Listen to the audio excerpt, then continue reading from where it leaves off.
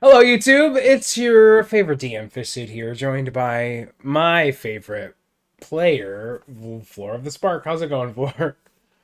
It's good. Good. In case you're first tuning in, I can't imagine why you'd be first tuning in on episode 8, but um, we have two different Dungeons and Dragons campaigns that we stream live on my Twitch channel, twitch.tv/fishsuit.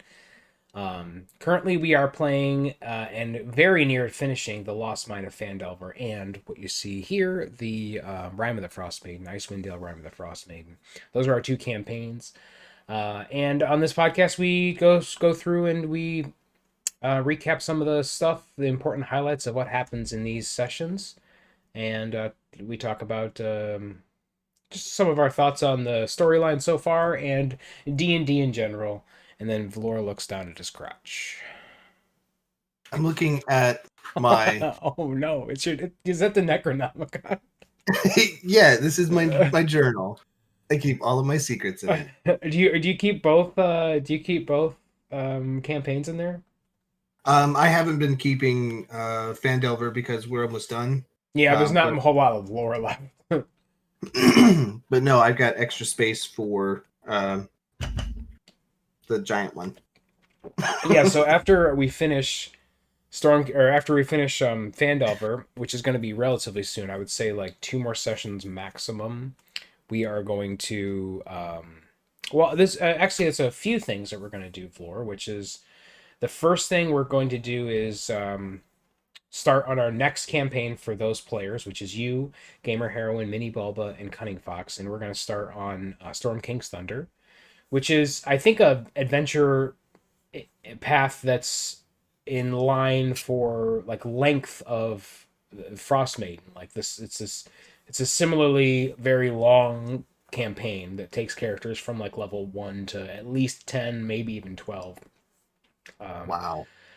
so that's pretty cool because the I've done a lot of filler and extension on Fandelver, but really I think that for the most part Fandelver is meant to be like maybe a 50-hour game or so, and we've Mhm. really extended it out to almost 100 hours. But we've also added just a bunch of goofy stuff, and I've added some fun fights and things like that that I wanted to do. So, um, and it was good for me to have that as a new DM as well. The starting Fandelver was, I think, was a good choice because it helped me get into DMing. I was just talking on the stream on Friday about like I'd played D&D before quite a bit, but to DM it's like man the knowledge that you get from DMing and the information that you have to have and know is pretty intense sometimes. So I really enjoyed that aspect of learning this game inside and out,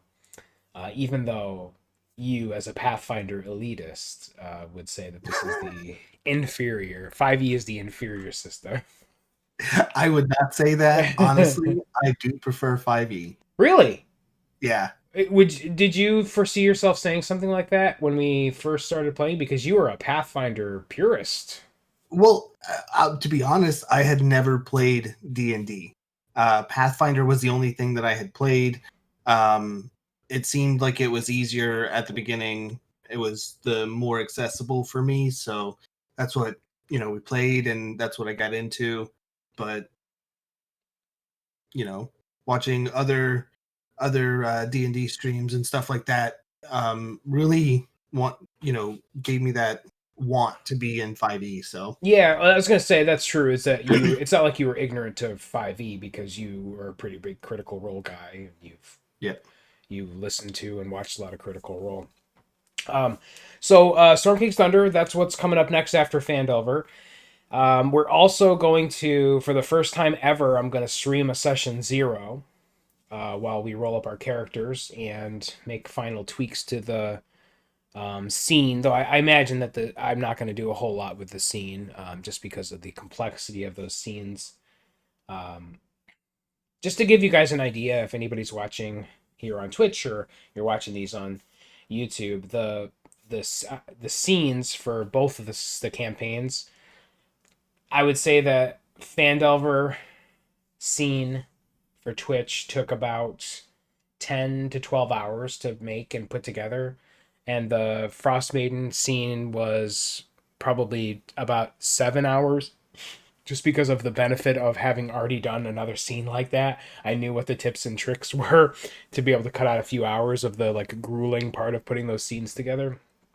But I always like really whenever anybody says like Fish Suit, the D&D looks so good. It's like that's as big a compliment to me as like, you know, that I'm enjoying the storyline or whatever, because of the care and time that I put into creating the scenes for Twitch. There was a lot that went into those. Um, so we might tweak that. We're going to do the session 0. We're going to tweak maybe the scene just a little bit. And then we are also going to start releasing Storm King's Thunder as a actual audio podcast. So I'm excited for that. yeah, it's going to be interesting. We are going to. It's going to be a little extra work. Maybe you and I can work together, Vlor, on learning some easy kind of editing software or something. Like, obviously the game itself is just gonna that's gonna just be one chunk, but the preamble and the post for the audio, maybe you and I can trade off doing that or something to share the burden a little bit. But yeah, we're going to start releasing it as an actual audio podcast as well, just to try to expand the audience out a little bit. I was talking to Laura a little before the podcast started, and even though this is our most popular piece of content on YouTube, it's not exactly we're not breaking double digits on views yet. So I sure would like to get our content out there to a more of an audience, because I feel like we're putting out something pretty unique and interesting that, you know, I think if more people saw it, they would really enjoy it and enjoy the worlds that we're building. So without further ado, let's get started on our recap here.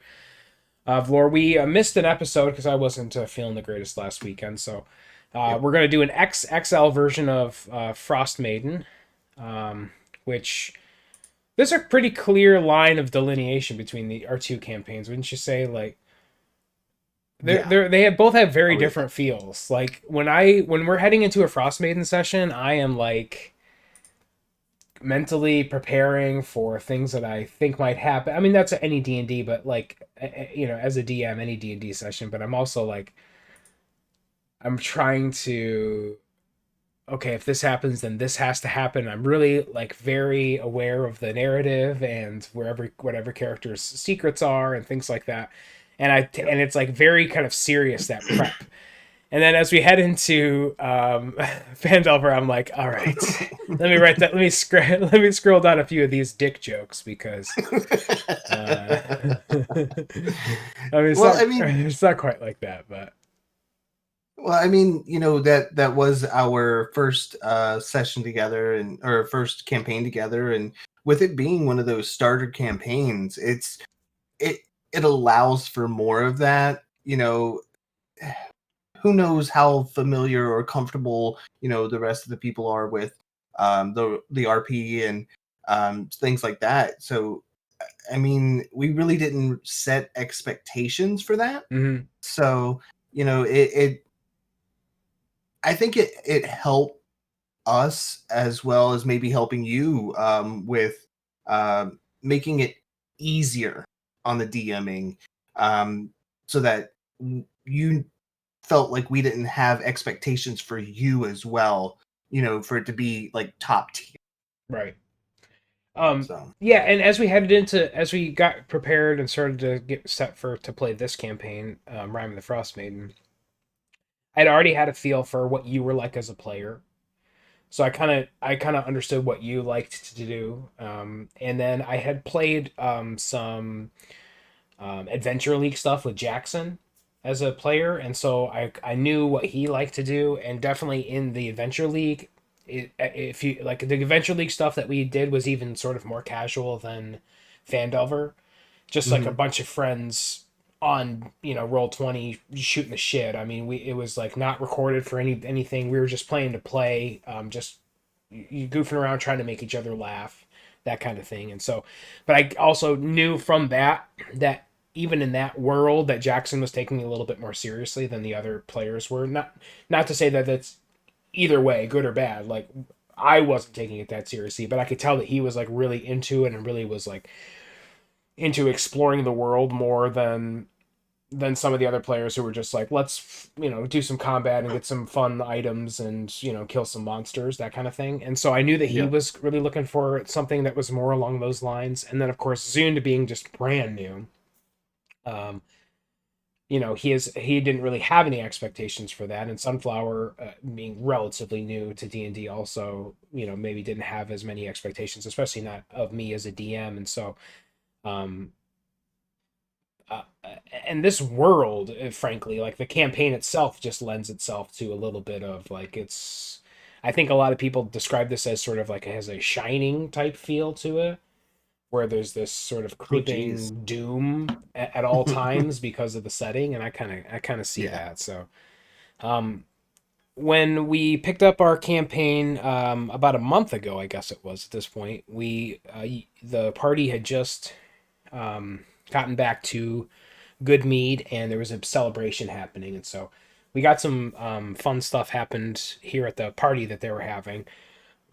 Um, the first thing that happened is well, why don't you take it away because you kind of took the first little part of this, Gusto. So this was right after the big kiss with Jordy, right? Yeah, Jordy and Olivessa.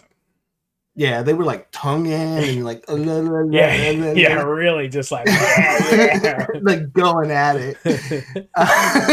No, I'm just kidding. Yeah, so um, brain fart. Sorry.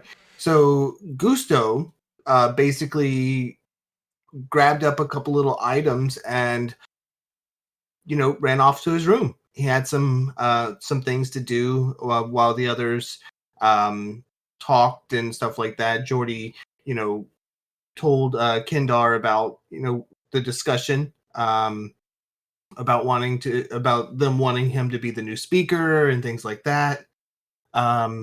Wonderful Cleo decided to schmooze, I guess would be a good term, uh, the competition for the speaker and ended up pickpocketing him. Also, finding out that he's a kind of a d bag, um, only really wanting it so that him and his group can get free drinks and chill out and be like that. So um, they had a conversation about will this be a good thing for Jordy to be the new speaker? Yeah, and Kindar had some interesting things to say, I thought, about that, which was like Definitely. and that's honestly just another great part of D&D is like characters always do something or are thinking something that is completely outside of anything that you've ever thought about with these campaigns, which is that Jordy's like, this isn't, I don't want to be the mayor of Goodmead. And Yeah. Kindar's like, well, you and I don't like these sacrifices that are happening, whether it be for warmth or food or fucking human sacrifices. We don't like this. So maybe Yeah. you as the town speaker can say enough's enough. Let's not do this anymore. Maybe you can convince these people from a position of power that they don't sacrifice their warmth anymore, and bring some like think about this in a logical way, which is awesome. And I think that everybody in the campaign was like, "Oh wow, okay, like that's a hell of a good reason for maybe taking this town over, maybe being the speaker."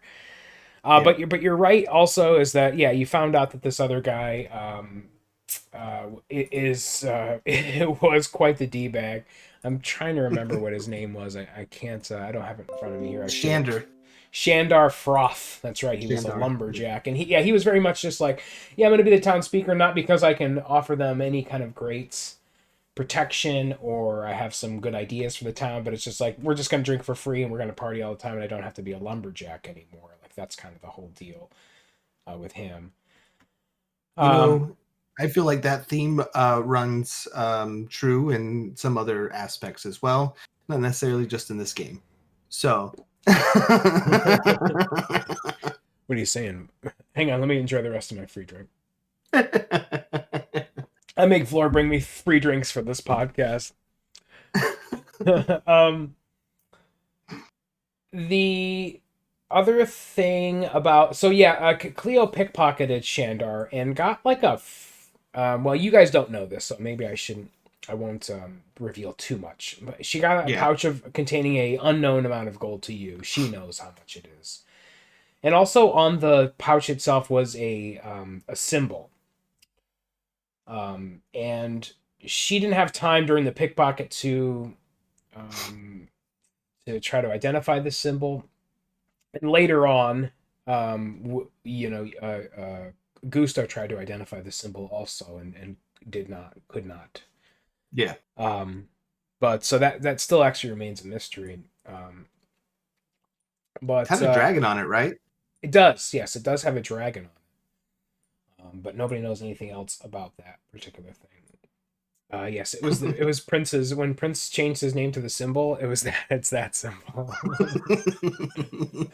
This is why it's so good to fun to do these live, because we get chat out there as well.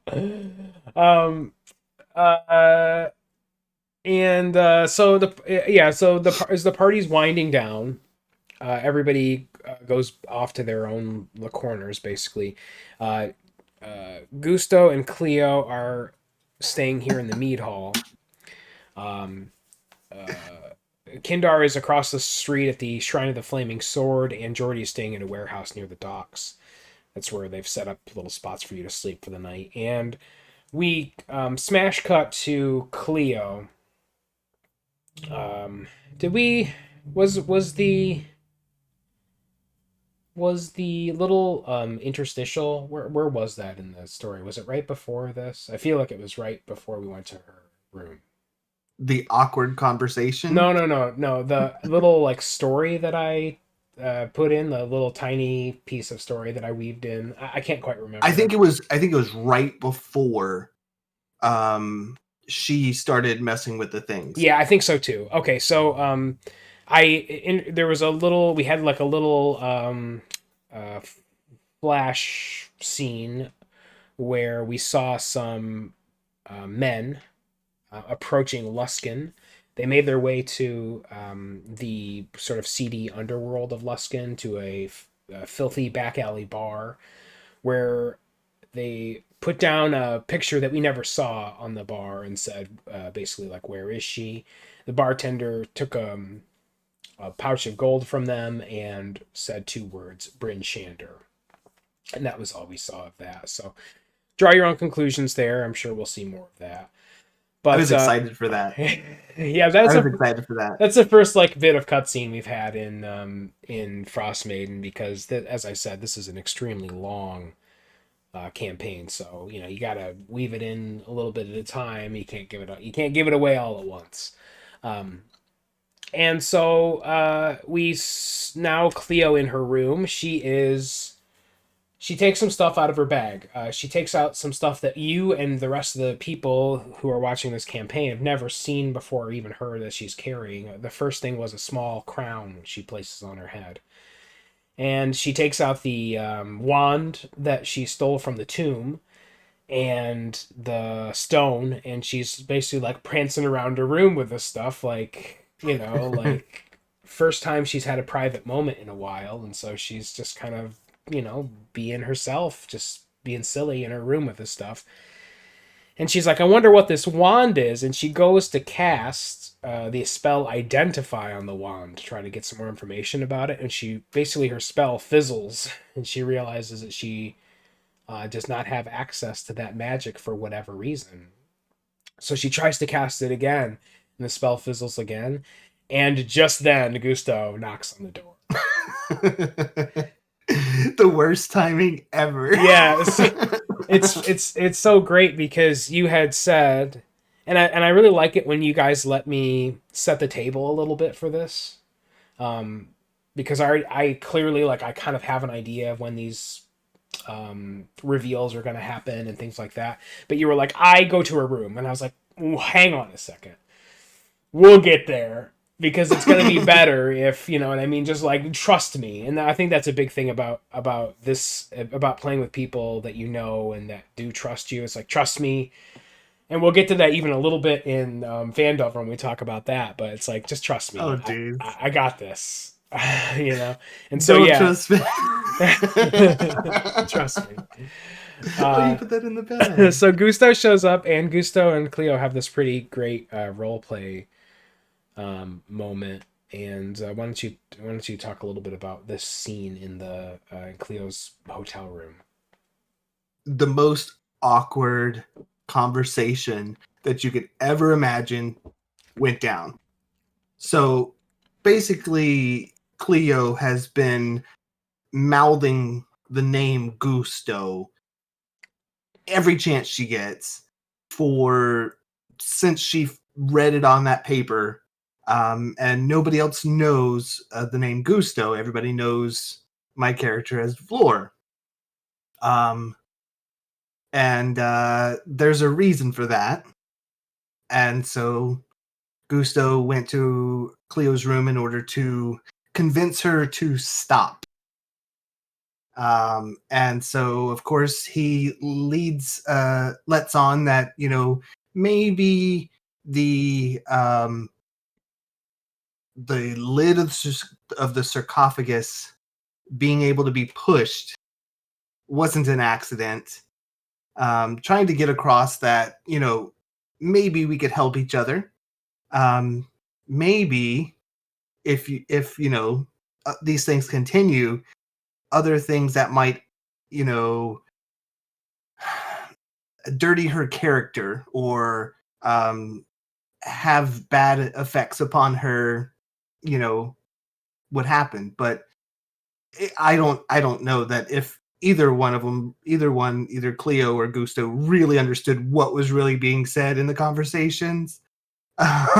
Yeah, But and well, the whole time Cleo is like fucking losing her mind because all of a sudden she can't cast magic. And so it's kind of one of those deals where she's like, yeah, sure, okay, fine. And she's like, trying to like end the conversation. It's one of those people who's like Augusto very much like wants to get across his point and doesn't really fully comprehend that some other shit's happening here.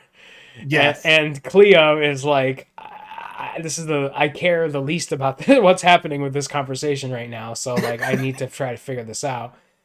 Um, I think also I did notice some things, and tried to cast detect magic, and she shoved me out of the room and closed the door. yeah, and so that was fun for me as a DM because I got to basically sometimes detect magic is perfect, and there's a lot of situations where I wish that some party had detect magic because they're asking questions that can only be answered by detect magic. We talked Yeah, about that a little bit before, I think maybe in the last episode. And then sometimes detect magic is like too much information. It takes some of the mystery out of it.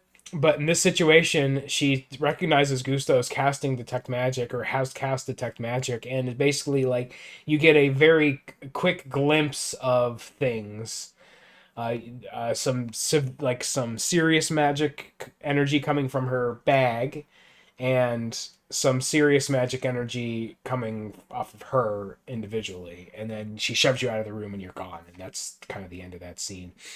um Cleo then spends like a few minutes trying to cast various things, and she's actually successful in casting some of her cantrip magic.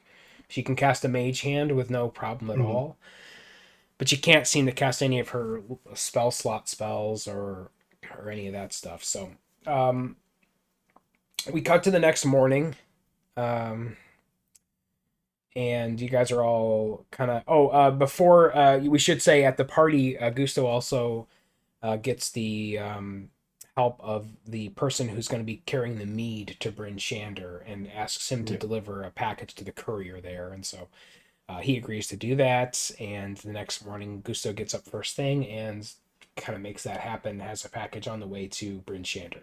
We don't know anything else about that.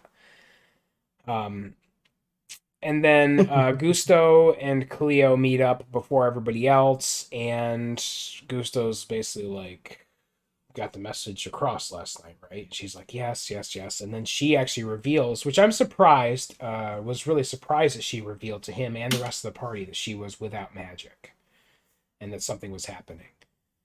Um, When that happened, I feel like maybe she saw something in Gusto being another magic user that maybe he could help.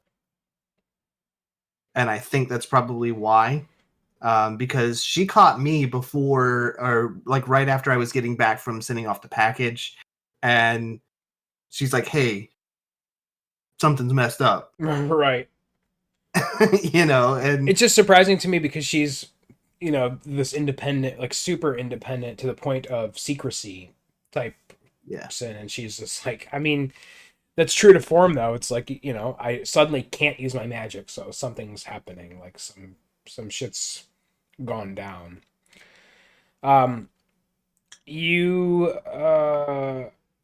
have kind of a seance almost at that point. Like the whole party gets together and tries to get to the bottom of this. You go up to Cleo's room and she starts pulling stuff out of her bag.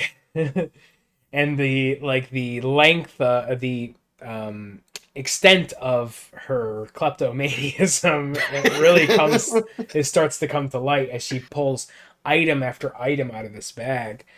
It makes Jordy and Kindar turn around, but you are Gusto Yeah. is. I thought that was amazing. I love that she made them turn around because she didn't want them to see her shame. So Yeah.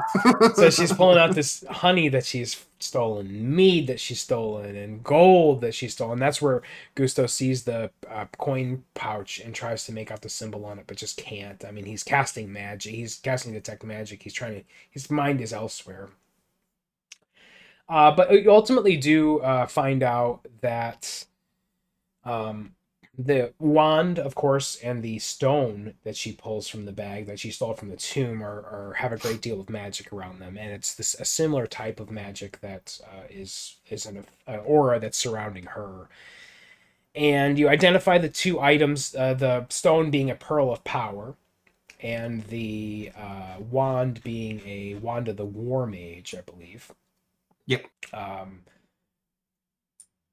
any thoughts on those two? I mean, two wondrous items in the same place is pretty cool. Were you like, I realize there's still repercussions for taking these items, but certainly this kind of stuff is going to help you on your quest.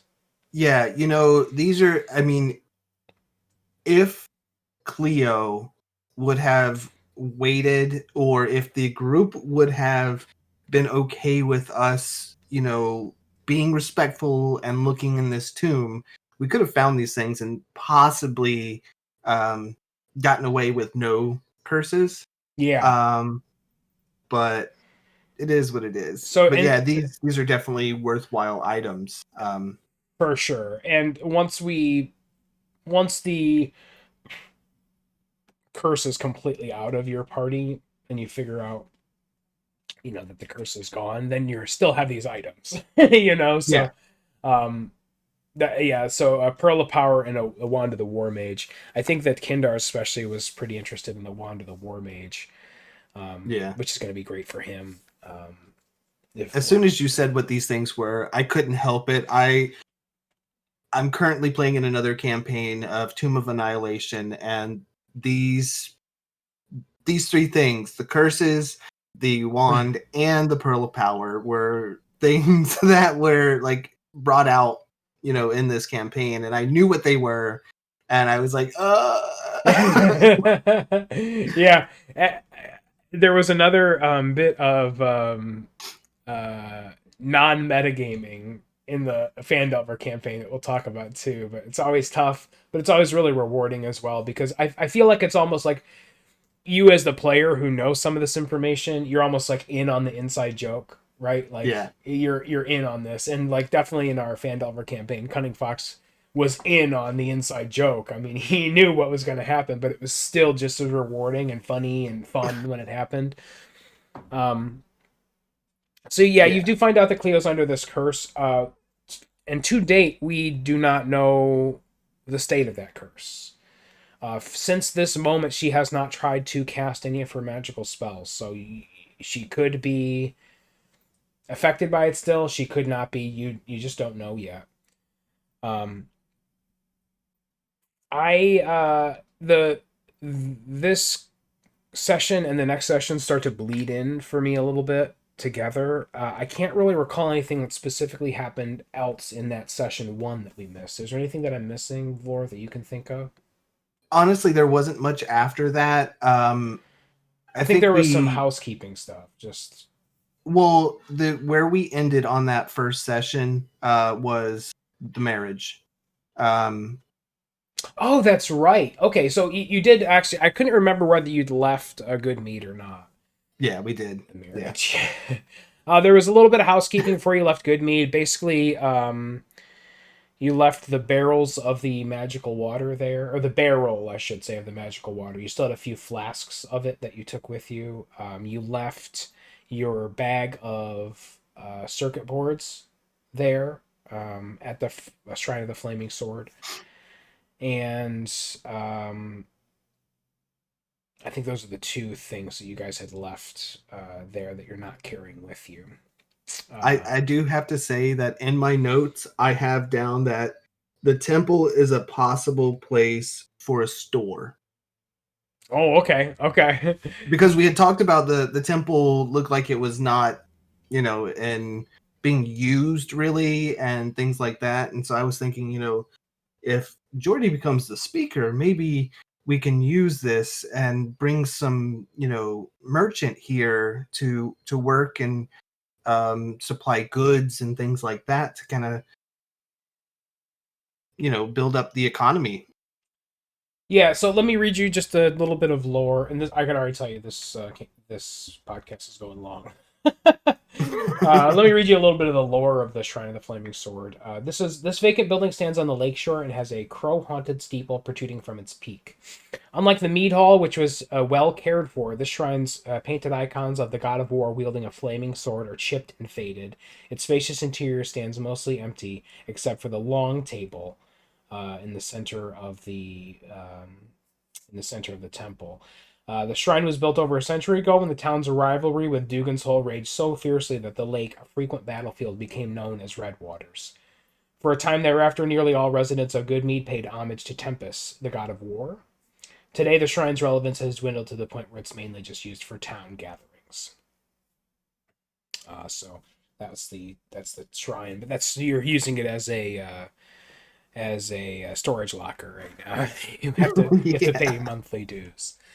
But thank you, Laura. You're absolutely right, which is that we did actually head out from Goodmead that day, and we headed out onto the path between Goodmead and Dugan's Hole. We finally started heading to Dugan's Hole, which everybody's pretty pumped about. You After got how long? Yeah, I mean, like I want to say, like probably 5 sessions ago, we were like, we're going to Dugan's Hole, and then you got wrapped up in Goodmead, and there was a whole side quest that you happened in Goodmead, where you spent a ton of time there. Um, you started to head to Dugan's Hole, and you were you got a little bit of the ways there, and I think you stopped for some other reason, like maybe the party was just talking to one another, and Cleo decided that she was going to drink some of this magic water. You weren't sure what you knew it was sort of like beneficial magic, but you weren't sure what. So she did, and there's nothing really special that happened. And just as she was kind of like, well, fuck. You saw this old lady kind of running out of her cabin, and she was kind of cursing at the sky, like these demons, these little demons. So you get up there, and sure enough, as you get closer to the cabin, the lantern that Danica Greysteel gave you and Bryn Shander starts to glow. So you know that there's an elemental nearby. Um, there's a few different things that so that yeah, she's basically like these. There's spirits here. They're stealing my stuff. They're opening up the windows. I'm gonna catch my death. And then there was a few different things that the party was thinking about doing here. What you were, I think you were kind of on the side of let's set up a trap for these creatures, or Yeah, yeah. Track them down, try and trap them. because we weren't sure how they were going to react. We didn't know, Yeah, you didn't know much about what them. they were about them. Yeah. So So you found some tracks leading off into the woods. So you're like, well, we can stay here and set up some sort of a trap for them. We can go track them down in the woods. You decide to maybe go track them down in the woods. Um, you they weren't hiding their tracks, so you fairly easily find like a clearing where they are. And this is a really kind of this whole kind of series of things is very funny to me. Because even though this campaign is relatively young, I've already instilled some serious PTSD on on the party. There's definitely some PTSD happening, which is funny. definitely. So a few things here happen. You guys find them down, and you see the Chwingas in a clearing, and they are like it looks like they are playing house, right? Like about to eat, Yeah. like having a pine cone for dinner with a knife and fork and a plate. And so you're like looking at this, and you're like, what the fuck is happening? Like, what is this? What is this? Like, you have no context for even for what you're seeing. And so you guys get back behind the bushes, and you're like, all right, well, do we jump out and grab them? What do we do? Do we try to lead them out? Do we set up a trap here? Do we cast magic on them? And so you guys are having this like argument, and then you look over after this argument, and all the Chwingas are just like standing near you, and you're looking down at them, and they're looking up at you, and you're looking down at them, and they're looking up at you. And Such a cartoon moment, yeah, though. yeah, oh, for sure. Yeah, you guys are like arguing and like maybe we should do this. And I let you guys go on for quite a while because I was like, well, where's this going? You know, I always try to want to let the players do what they want to do. And then sometimes when you guys take too long or you're indecisive, I'll push the narrative and say, okay, well, here's what's happening instead. Yeah. So that's kind of what happened here because nobody could decide what you guys were going to do, and finally the Chwingas are like, there they are. So one of them runs over to Cleo and basically like starts to pull on her and wanting her to come into the clearing, and she is so vehemently against this idea. A clearing? No, I'd like to hide. Like it's the last thing she wants. She's like, I'm gonna go in there, and these little motherfuckers are gonna slit my throat. Like I am gonna be murdered if I go in. Chucky all over. And so let me pull up their character art here because here's what she's talking about murdering her is these guys, okay? These little dudes, all right? So she was like really really against the Chwingas not wanting to go in there. Eventually, I think just through the non-violent actions of the Chwinga, she finally is like, fine, I'll go in here and die then, I guess. Yeah. So she goes in there with her dagger and she cuts up the pine cone for them. Mm-hmm. And they are all like super pumped about that. They are dancing around and they are doing their little squeaking, chittering sounds. And then one of them climbs up onto her shoulder and like basically looks at the other two, and the other two run off into the woods, and then there's just the one left, and he's chilling up there on her shoulder. I have to say that the way that you described it, and the fact that Gusto is a cleric and grew up in a temple, he would have witnessed marriages. And it sounded like a marriage ceremony, a primitive marriage ceremony. But Dancing around the plate, you did cutting roll. the cake. You did roll to see if you thought it was marriage, and it's not. It's just a pair bonding. I mean that I would be willing to say that it's some sort of a bonding for sure. I also want to point out really quickly here as you had attempted to communicate with the Chwingas a few times because you speak some like languages, primordial and things like that. Primordial. So I just want to point you to this is what I said I was going to point out on the podcast. Check out the languages. Yeah, see, I don't know if it's different for this campaign. I feel like maybe it was fudged a little bit for the other that I played in. Um, being elemental, I feel like they could understand the language, just couldn't speak it.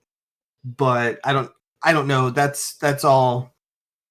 Yeah, I definitely like they have he like and the Chewinga by the way is named Clyde.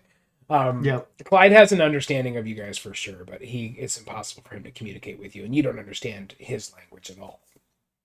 Um, I just thought that was interesting. It's the first time I've ever seen a non-animal that has no language, no languages. So that was the end of the session one, and session two started. Basically, you went back to the old lady's house. You were Cleo was looking for stuff to steal. You didn't have anything to steal. Did you learn anything interesting from her? She had a tiny bit of information. She talked about the wolves, and you already knew that these wolves were out there, right? Yeah. We also learned that she has no idea what locks are or latches. That's right. That's right.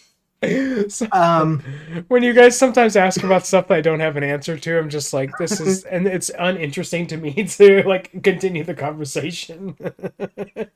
it just makes one of those points where we just start cracking up about it because I Yeah, it's like, mean, what's a lot like latches? What now? What are you talking I about? mean, because honestly, it's like they keep coming into my windows. Well, did you shut and latch the window? Latches? Like, I mean, come on, that's an easy fix.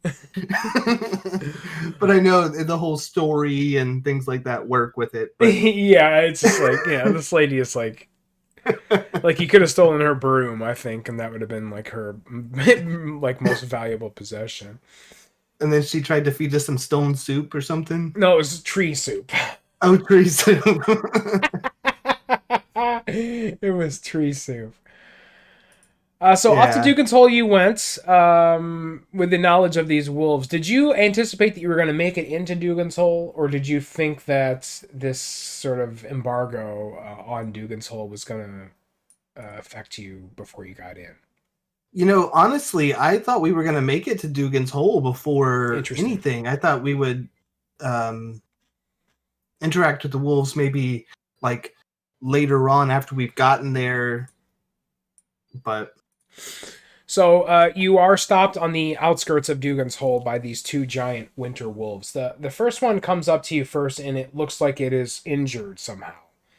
And she makes it up to the front of the party and is limping pretty badly, and tells you that her master is in a frost giant. Did you?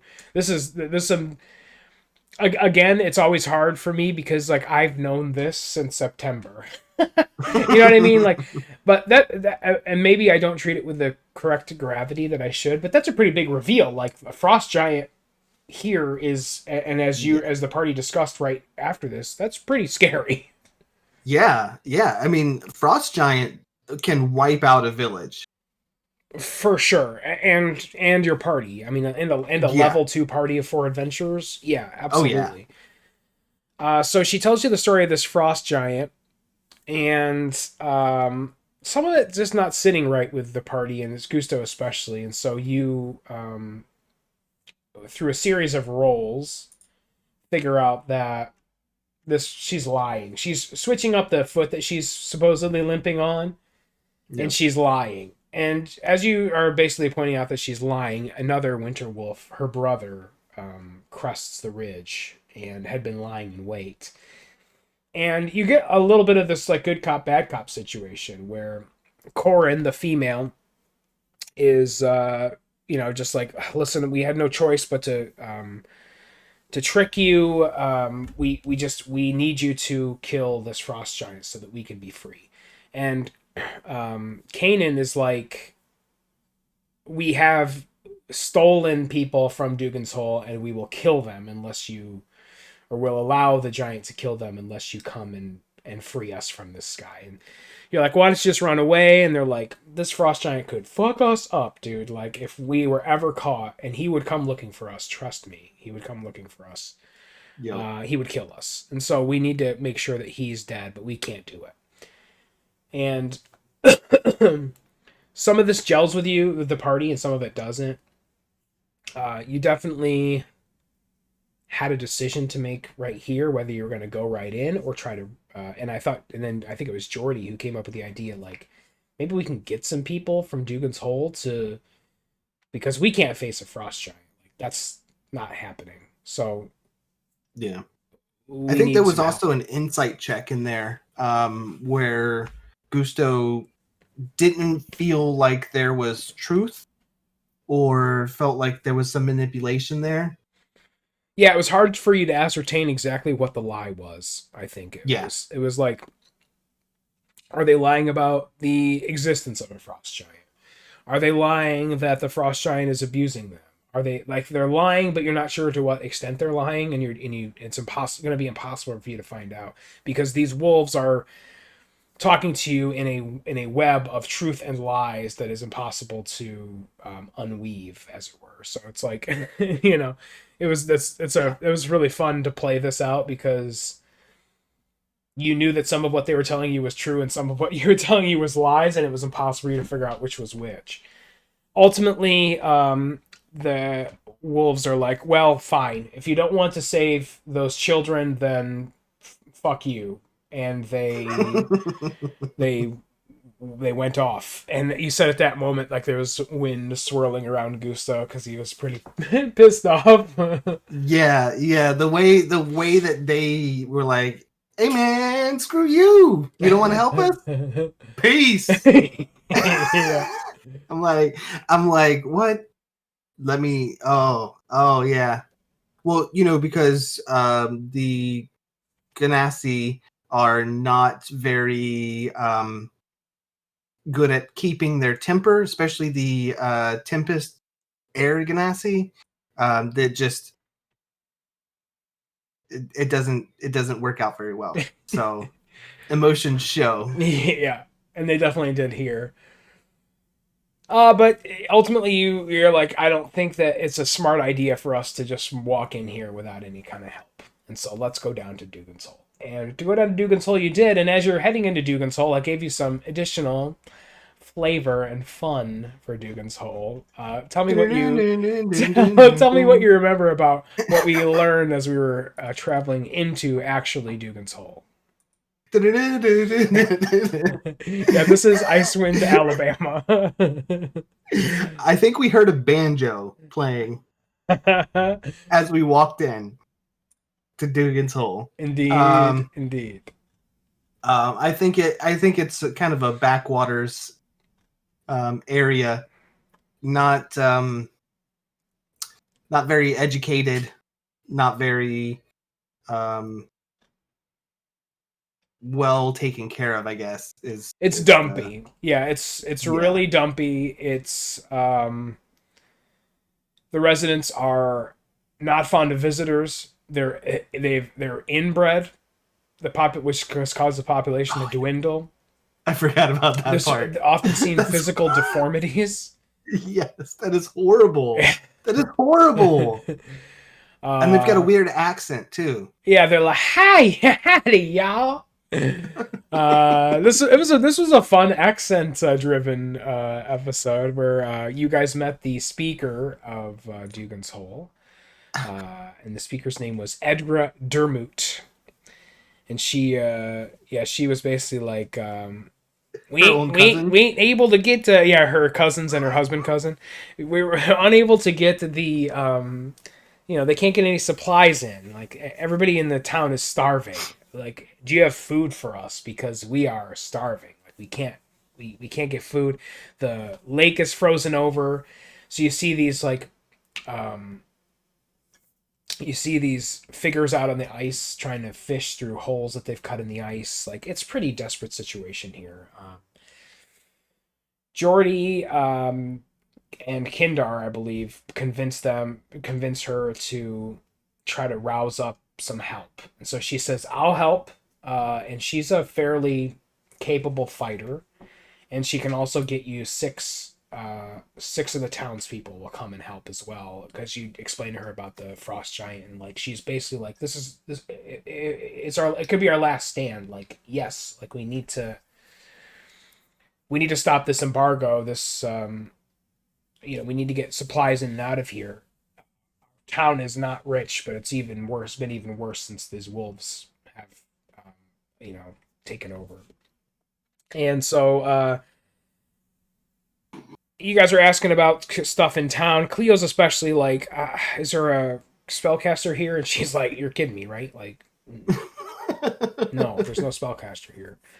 But Cleo's desperate, she's trying to really figure this out. She goes, only thing we got in town is that 20 stones of Thrune. So she takes you down to this monolith. These monoliths. You mean 19 stones? That was great. Yeah, Cleo with this 3-ton stone in her backpack, like, all right, you guys ready to get out of here? You guys check out these stones. They've been here forever, basically as long as anybody can remember. Nobody really knows what this structure is for. All the old legends are gone now, basically. The oldest legends tells about a creature named Thrune. You don't know whether Thrune was a god or whether he was an elemental spirit or, a druid or whatever. You just don't know. The party kind of starts to head away from the 20 stones of Thrune when Kindar takes something out of his pocket. And of course, I know what it is, and he knows what it is, but you guys don't. And yeah, he's like really inspecting it, and you could see, like, I could imagine, like, if you were viewing this as Gusto, I mean, you didn't really see this, but if you're viewing it from Gusto's angle, you just see like a pale blue light shining on Kindar's face as he looks down at this object in the middle of the 20 stones of Thrune.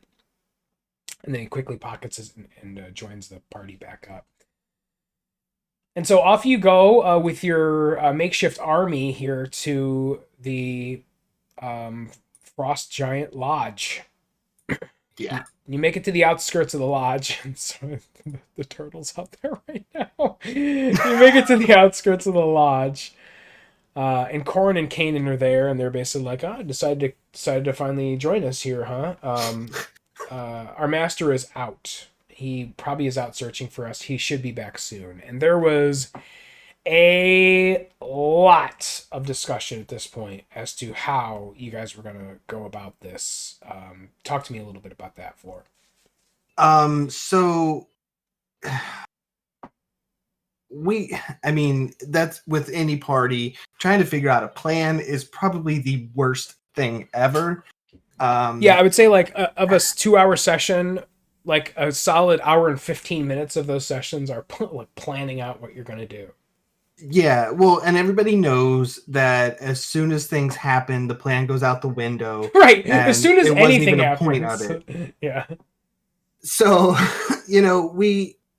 I was thinking that, we sneak in, we hide so that when he comes in and goes to sleep, we can, attack.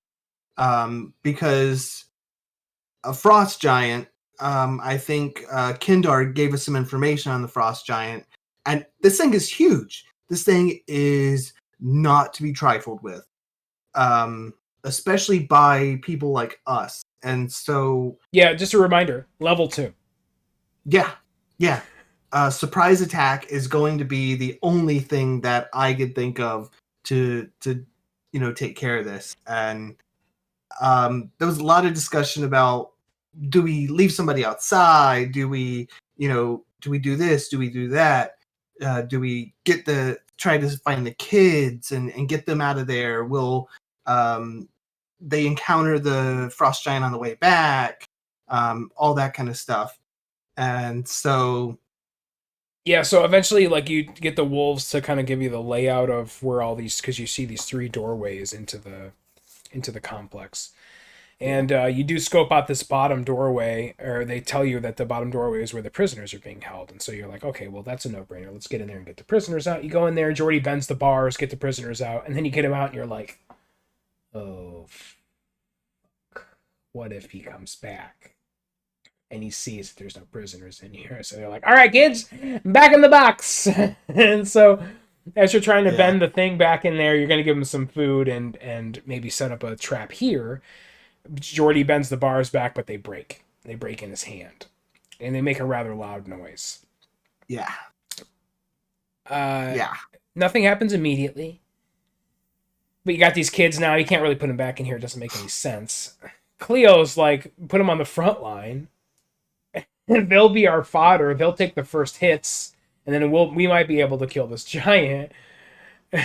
Gusto's like, Yeah. "Are you out of your fucking mind?" I think everybody in the party at that point is like, "Are you out of your fucking mind?" Yeah, I said something that I don't know if who all caught it, but I said, "Well, we can always just put them in the snow. That way, we don't have to dig graves for them later." Jesus, I mean, Well, I mean, at this point, Gusto is kind of he's not too happy right now. I mean,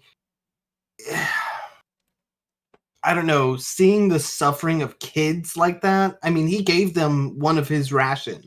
yeah, It's I I'll play devil's advocate. It's even more than devil's advocate a little bit because I for Cleo, which is that um she's still coming to grips with the fact that is cursed. She knows that she's cursed and she does not have access to any of her magics. And so she's like, we're about to enter this battle where even under the best circumstances, we could lose half of the party.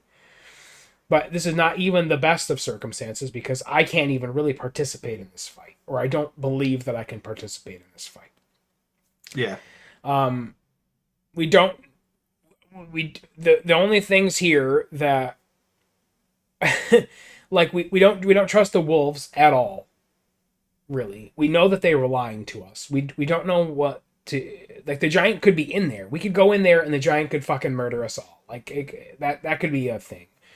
Or we go in there, we barely kill the giant, and then we come out and the wolves kill us because that was their plan all along. Like there's so many variables here that she's just like, I don't know, put a weapon in their hands and like we're gonna have no better, they'll have no worse time trying to survive than us now.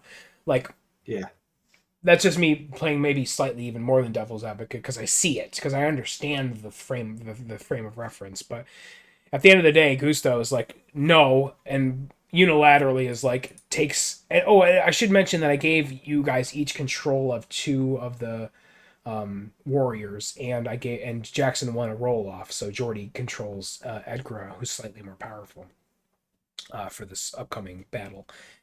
But Gusto sends off his guys with the children, and they head off into the woods. And no sooner than that happens than you hear a thump, thump, thump, which gets louder and louder as you see this mammoth, which inexplicably Turtle. some of the stuff in here does not have character art. Like some of the most important stuff in here doesn't have character art, which is bizarre to me. Or But tokens. yeah, no tokens. Just like it's literally just says like the mammoth's name on this one. And I was like, well, that's stupid. So I replaced it with a giant sea turtle.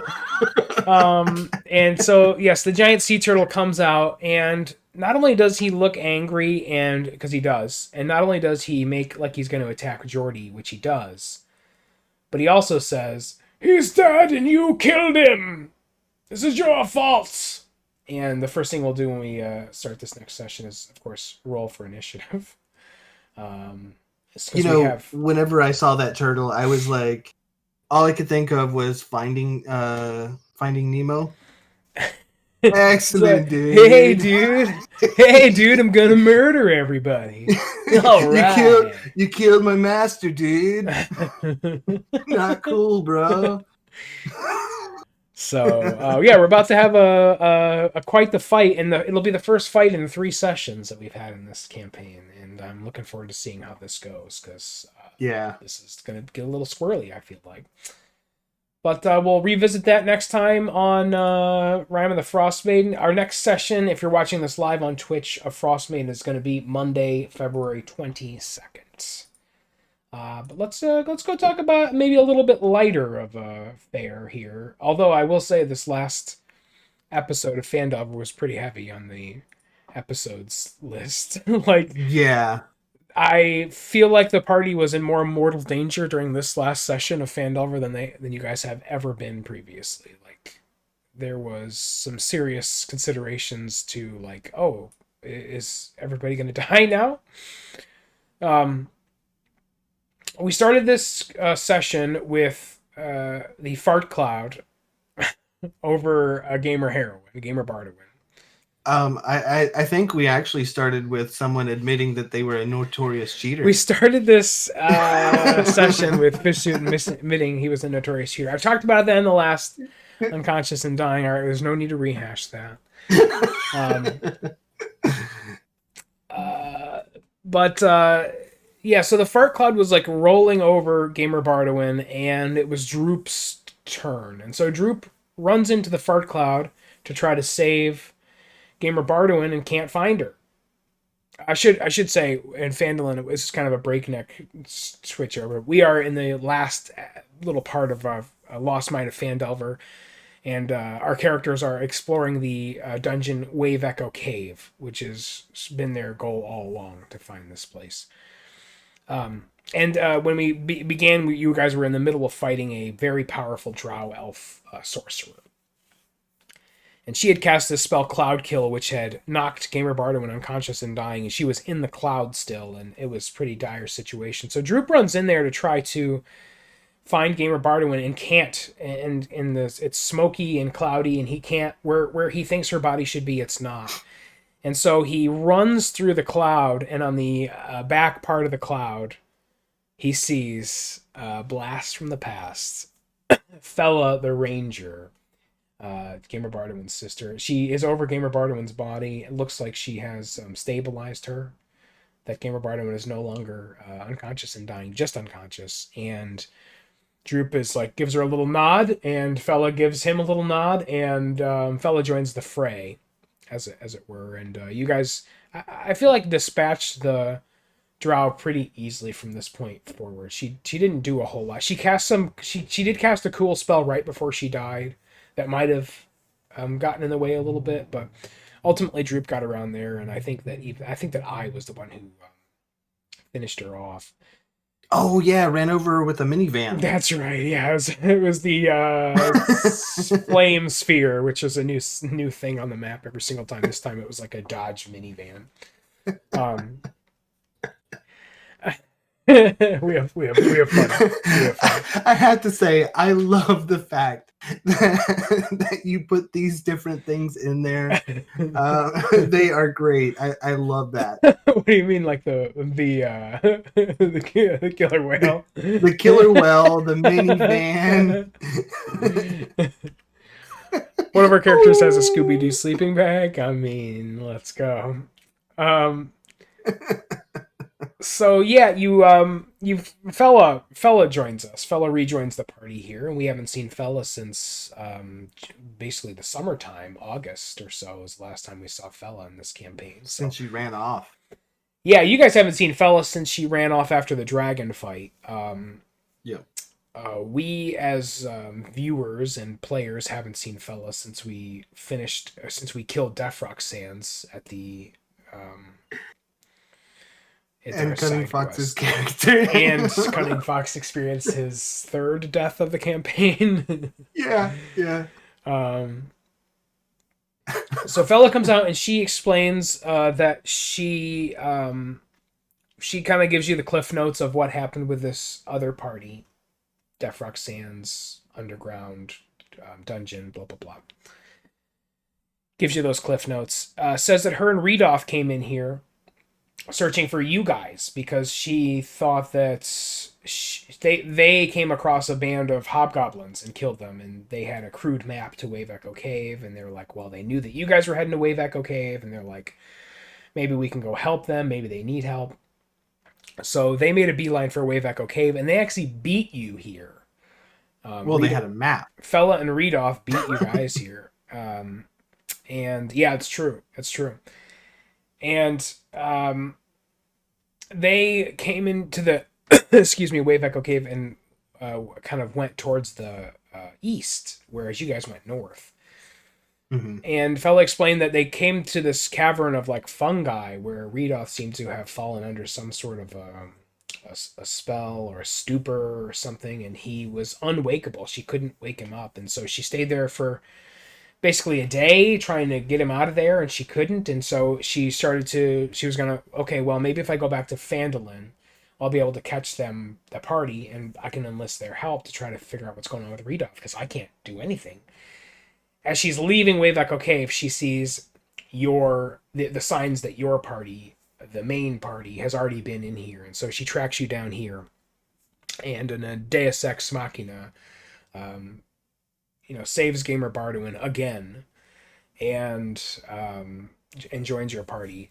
Gamer Barduin, we might not have really mentioned it, but she is unconscious, not dying, but also like unable to be healed. She is basically unconscious, and she put her in the bed here. I think we might have glossed over that fact, but Yeah. Also, she has the wand. right, Gamer Barterman has the Gamer Barterman, the one with the most healing magic of the party, and the one with the wand of cure wounds, or whatever it is. I just Yeah, thought that was important to no big mention. deal, no big deal. She probably has like 4 healing potions on her as well. Um, but in any case, Fella is now part of the party proper here, and you guys start heading up into the far north west corner of the map, and you hear Hulk Hogan giving birth. How funny was this, Floor? How funny was this? Oh God, Jackson's out in chat just like killing us. Yeah. So basically, what I had said is Azrael puts his ear to the door here, and that he heard labored breathing, and when you get in there, it's Gundren's brother.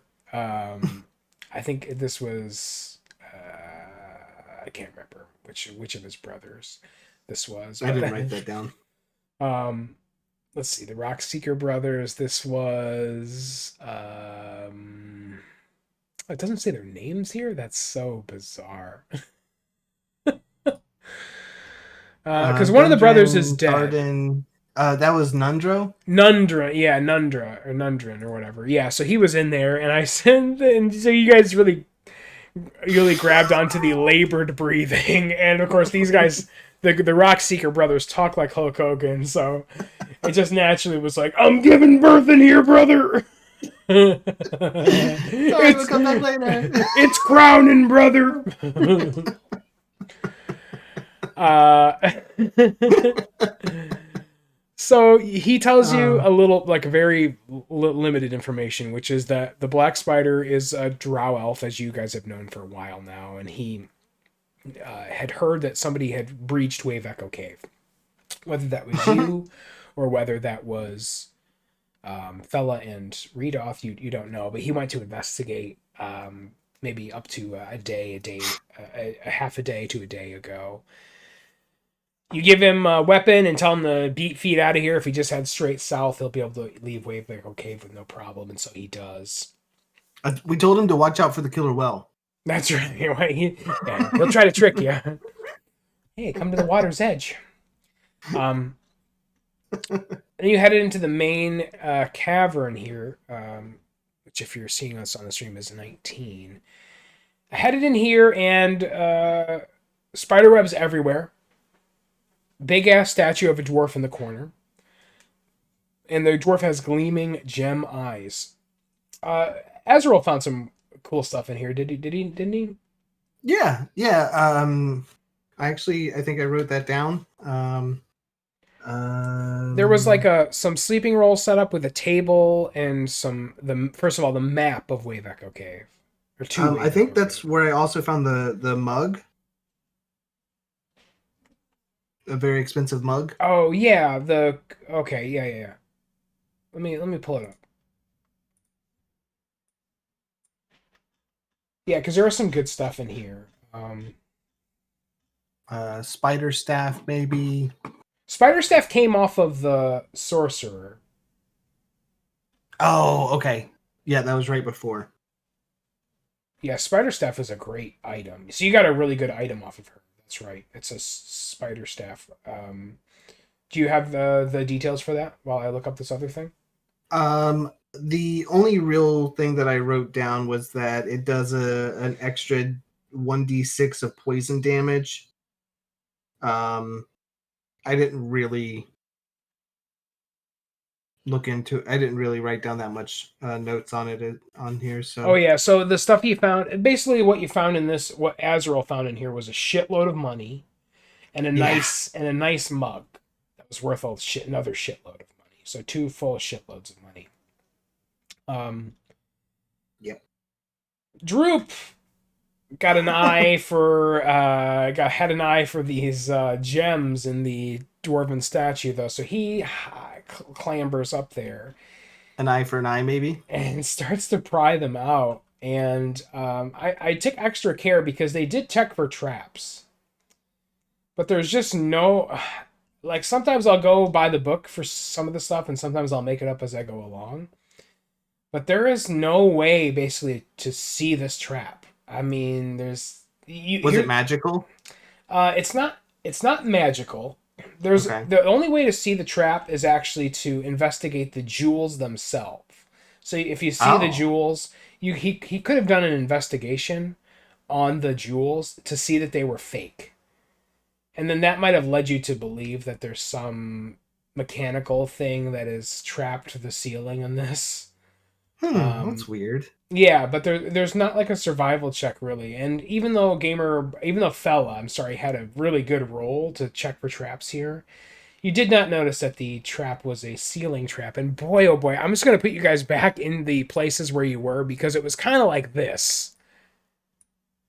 It was something like this, and the trap only happens in that center of the room. Any character who's not in the center of this room is not affected by the trap, but literally every character was in there. That's 4d10 if you're keeping track at home. 4d10 damage as Drew pries these eyes out. They shatter in his hands, and then the ceiling collapses on everybody. Yeah. Everybody was extremely hurt here, and you guys had to spend some time like trying to bring everybody back to life. And we didn't take a rest before. No, you have not. You basically had not taken a rest since that big fight with the drow, and so everybody's already hurting. And so then the ceiling collapses, and everybody's already more hurting. And I'll never forget for this campaign the next series of events, which is Azrael going, "God, Droop, it's all your fault." As Azrael's backpack explodes in a explosion of green flame because let's talk a little bit about our buddy, the Flame Skull. Let's take a look at the old Flame Skull. Let me take a look at this floor. I got it pulled up here. It's a little feat on the Flame Skull called Rejuvenation. If the Flame Skull is destroyed, it regains all its hit points in 1 hour, unless holy water is sprinkled on it, or a Dispel Magic or Remove Curse spell is cast on it. So you guys killed this guy previously in the Forge, and he did about nothing to the party at that point. Like, he was just hard to hit, and then you killed him, and he died. I mean, I think he has 15 hit points. 13. No, he has 40 hit points, but his AC is 13. Hey, speaking of eye, there's eye right out in chat there. And so Flame Skull comes back to life, and it got real dicey because the first thing it does, Vlor, is casts Fireball, which hits three of the party members. And So I went down with the first ceiling trap. I saved me with a healing potion that I had. The skull burst out of my backpack. I get taken out with the fireball as well. Back down. I thought I was gonna die. Yeah, you were within a roll. One failed death save, and Azrael would have permanently died right there. That's we've definitely come down to a couple of those rolls during this campaign. That's what generally, like, sometimes you'll use your bonus that we get throughout for subs and stuff. You use it for something silly, and at those moments where you're rolling for your literal life or death, you're like, why did I roll on to eat that ice cream without getting an ice cream headache or whatever. You know what I mean? Like, why did I? I Why can did so see that too. I? Why did I use my natural 20 to juggle those 8 balls in the air or whatever? It's like fuck, you know. But yeah, it did come down to a roll. Luckily, you made that roll, and Azrael did not die due to the actions of the flame skull. Now, this is what we alluded to in the previously in the podcast, which is that Cunning Fox knew that this was coming. Did you know that this was coming? No, No. Okay. I've only fought a flame skull once before, and You just it walked wasn't a away, and then thing. yeah. Yeah, yeah. Um. So yeah, this was really exciting for me because you put it in your bag, and I talked about that a lot on the podcast. If we were gonna show any clips from the podcast, from the actual episodes at all, it would be like me going, "So, okay, Flores, just to make sure I have it, make sure I understand. You put the skull in your backpack, right?" You know, because I was like so fucking pumped when that happened. So pumped. You're horrible. To be honest, this guy was kind of a pushover anyway. The Not with only a fireball out of the gate. Once the fireball was let loose, I think that the only real worry was, is he going to be able to do that again? And the answer was no, he couldn't.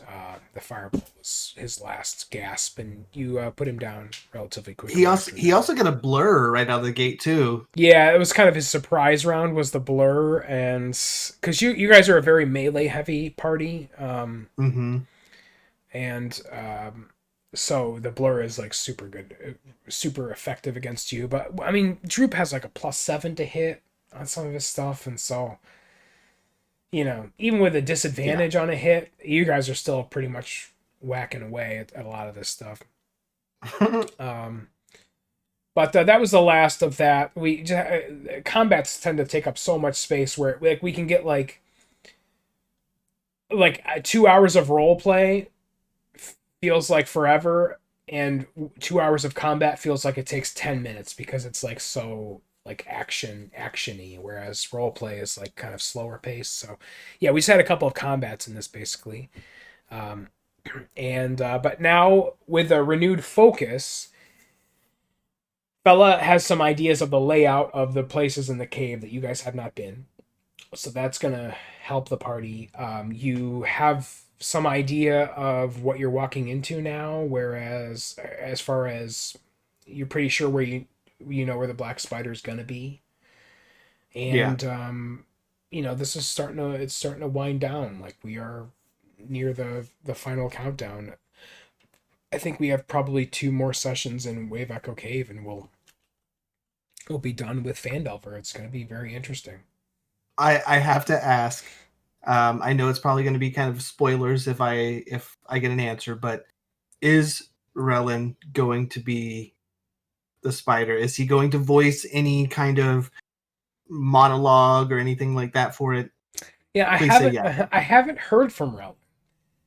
I haven't heard from the thing that I'll say is that I think maybe the best I can do or I'll be able to do is get Relin to like record something for me so that we can play it, because it's going to be so hard to coordinate. Like, hey, you need to be here and stay here the entire time, and it might not happen this week. It might happen in 2 weeks from today. So, yeah, I might have to have him like record something or something. That would be so It'd be amazing. too hard, I think, to try to teach Relin how to play like a high level character since he's never played D&D before. But he's definitely the villain of our campaign. So. And so with that, Vlor, anything else to add? Looking forward to playing this week. Our next session of Phandelver is going to be this coming Tuesday, which is going to be on Tuesday, February 16th at 6 p.m. Eastern Standard Time. Anything fun to add, Vlor, before we call it a day here, my friend? No. Okay, no. Great. Well, until next time, everybody, may your 20s be natural.